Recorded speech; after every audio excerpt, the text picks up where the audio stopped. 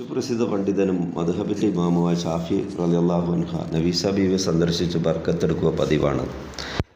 റംസാൻ മാസത്തിൽ മഹദിയെ ഇമാം സന്ദർശിക്കുകയും മഹദിയുടെ വീടിൻ്റെ സമീപത്തുള്ള പള്ളിയിൽ വെച്ച് തറാവി നിസ്കാരം നിർവഹിക്കാറുമുണ്ട്. അനന്തരം മഹദിയുടെ സമീപത്ത് ചെന്ന് അവരിൽ നിന്ന് ഹദീസുകൾ കേൾക്കുകയും ദുആ ചെയ്യിപ്പിക്കുകയും പതിവായിരുന്നു. ഇമാമിന് രോഗമുണ്ടായാൽ നഫീസ ബീവിയുടെ അടുത്തേക്ക് ആളെ പറഞ്ഞയച്ച് ദുആ ചെയ്യിപ്പിക്കും. ഇമാമിൻ്റെ മരണത്തിന് ഹേതുവായ രോഗം പിടിപെട്ടപ്പോൾ ദുആ ചെയ്യാൻ വേണ്ടി ആവശ്യപ്പെട്ടവരോട് മഹദി പറഞ്ഞു, ഷാഫി ഇമാമിന് അള്ളാഹു അവൻ്റെ ദർശനത്തിലുള്ള സൗകര്യം ചെയ്തു കൊടുക്കട്ടെ. ഇതറിഞ്ഞ ഇമാം അവർകൾ തൻ്റെ മരണം ആസന്നമായെന്ന് മനസ്സിലാക്കുകയും മരണത്തെ സ്വീകരിക്കാൻ തയ്യാറാവുകയും ചെയ്തു. ഹിജ്റ 204 ഇമാം മരണപ്പെട്ടപ്പോൾ ശാരീരിക പ്രയാസത്തിനാൽ മഹദിക്ക് മരണസ്ഥലം സന്ദർശിക്കാൻ സാധ്യമായില്ല.